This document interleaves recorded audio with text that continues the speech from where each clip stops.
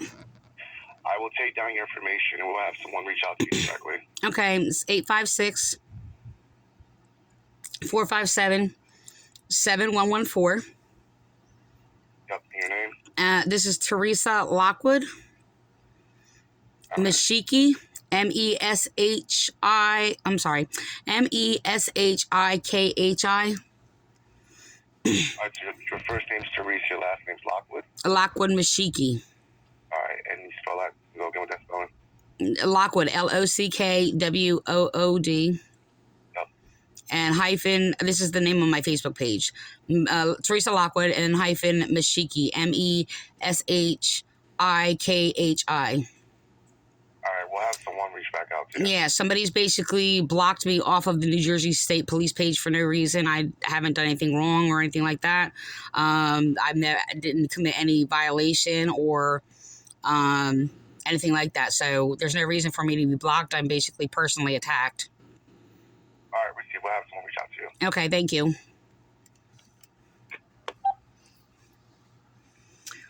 So apparently, I'm somebody who didn't like basically the knowledge that I actually brought. I mean, there was no problem prior. The last comment I made, I believe, I actually could go to there.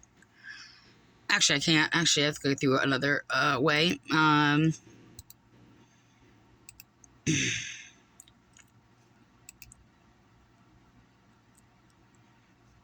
But I made no I didn't violate anything or anybody, do anything wrong. I'm not a criminal. I'm a religious good woman. They have attempted to basically hide my excuse me, my comments before in the past. As I've been unjustly discriminated against.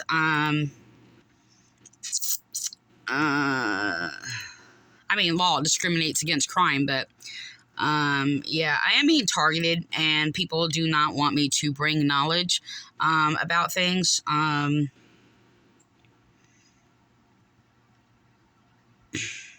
The last comment I made was, it was basically on, I'm going to actually show it.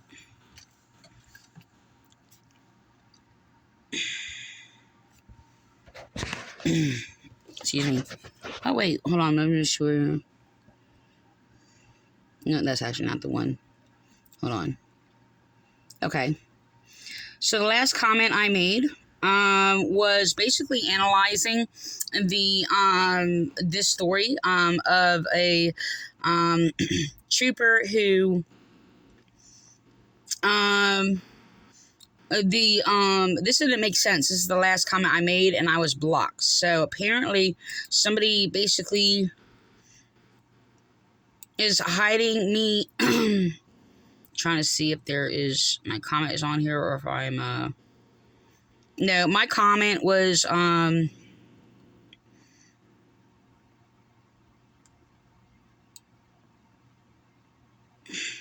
not accepted. All I did was analyze this story here, okay,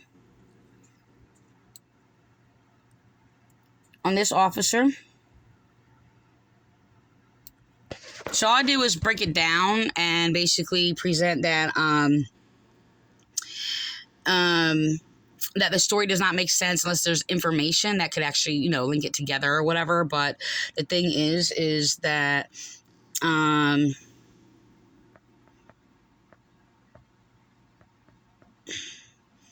it didn't make any sense how it was being presented. That it said that he was on the railroad tracks. Yeah, somebody's trying to cover up. There's hate crimes being committed against me by the Violent New Jersey Police Department, by the way. And they're actually trying to cover up, and they're still targeting me because of my, competent, highly intelligent, analytical thinking, and it basically also put, because I'm going to say this, there's like this trend, right? Forget, because I just glanced at it.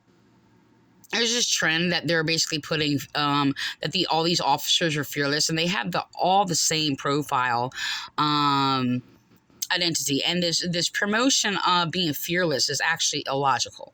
Okay, so the thing is that yeah, because they say fearless performance of duty, which is ridiculous. Because even basically, if he's basically, I'm sorry, if somebody gets hit by a train and they're jung down the tracks, obviously you go sit there and say, well, they didn't have any fear, things like that. It's just not even logical.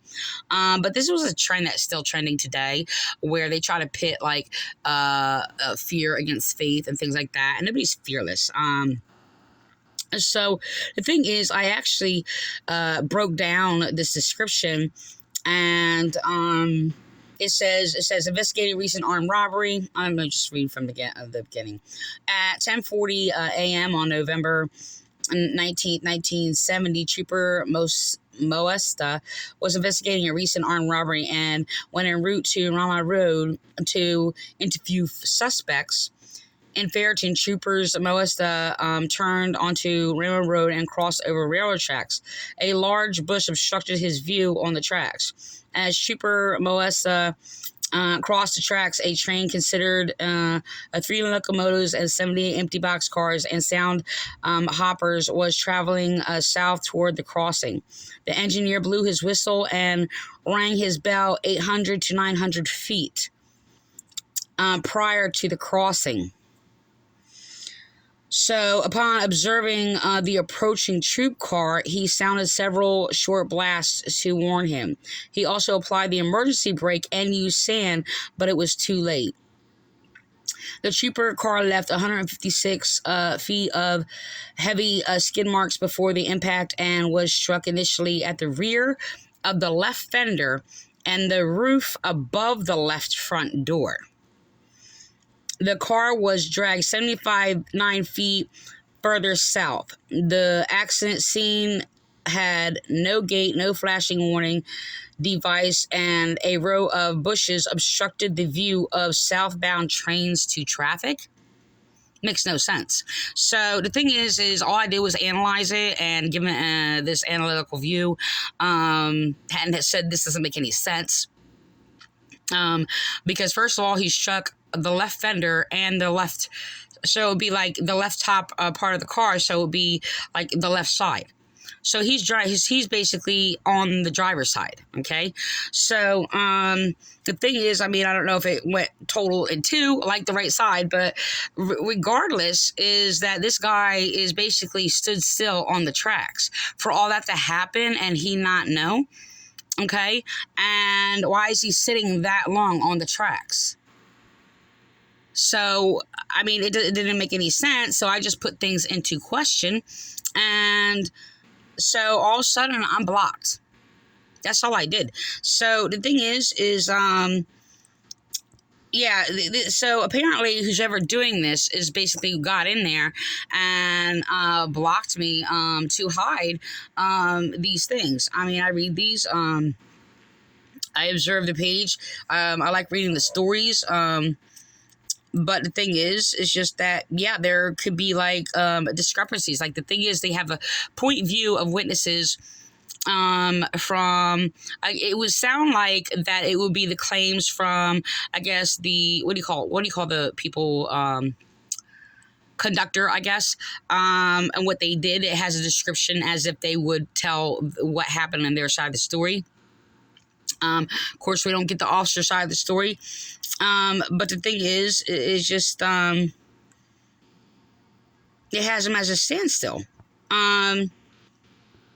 900 to 700 feet away, I wouldn't know. I mean, it would make a difference how fast the train would go to the speed from that far away up to, you know, the police car.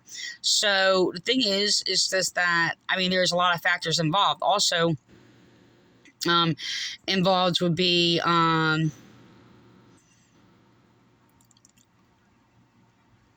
I can't remember. I'm trying to remember what I wrote. I'm trying to think if I actually shared it on my please. So they blocked me there. So it's like when I'm sharing it to my page.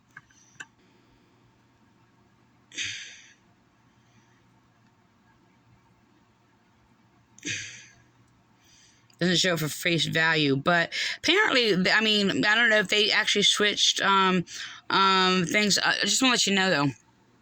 So I'm explaining something and reporting this to the state trooper that I'm wrongfully blocked on the page. I didn't do anything wrong.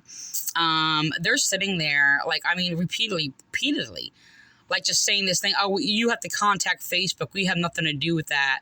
I'm just like, yes. I said I told them that the police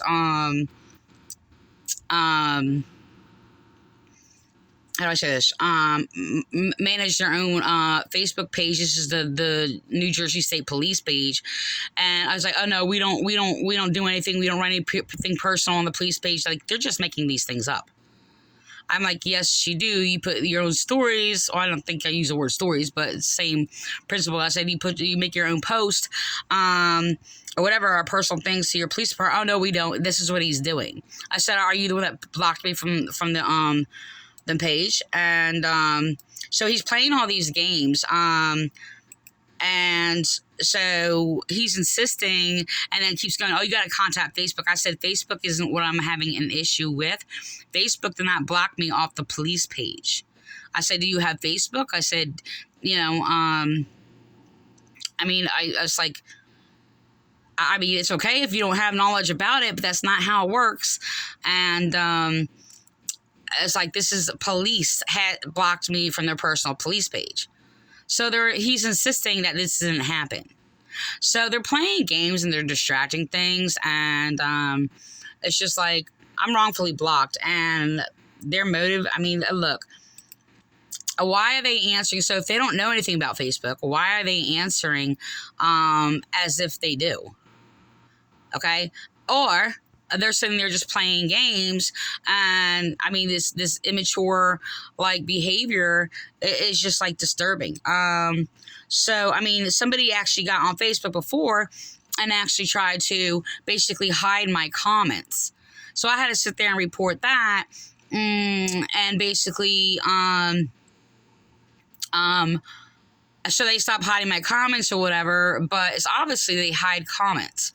So the thing is, it's like, I understand, like, if it's like really, really, really long, can't read through it, like, if they have to monitor it or whatever, that's fine.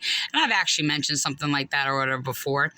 But the thing is, if I'm giving like information to sit there and give knowledge about something and it's related to law or whatever, and that's what I do, by the way, and I'm a lawful person, and that's all I do is live by, well, law.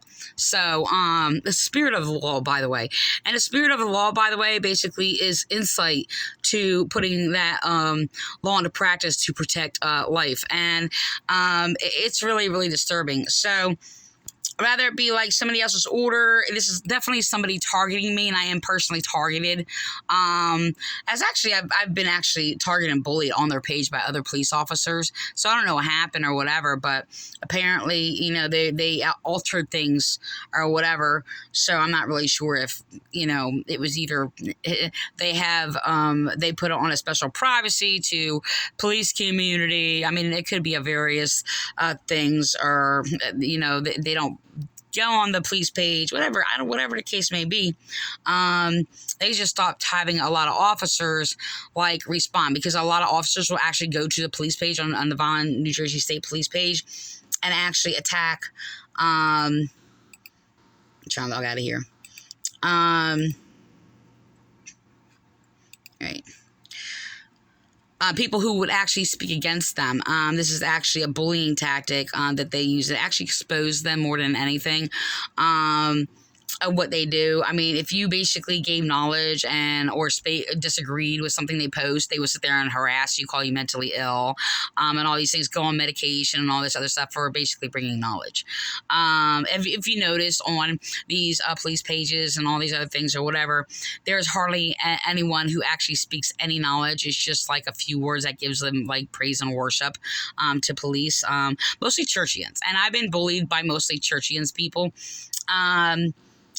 On these police pages, and I have never done anything lawful. Matter of fact, they are the ones who basically unlawfully attacked and harassed me and slandered me, mentally abusing me.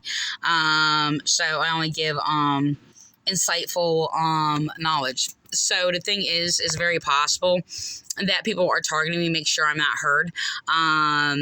and things like that. And I am being targeted by violent police and prosecutors and court officials for my insight and my knowledge of laws of justice. So it's really, really disturbing.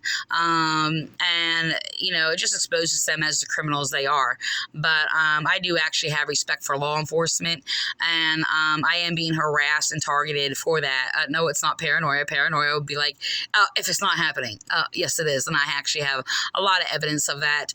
And the thing is, like this is just more persecution against me. I have not done anything wrong or basically did anything unlawful or inappropriate on their page whatsoever. And they're just attacking my freedom of speech. And so I'm going to end with that.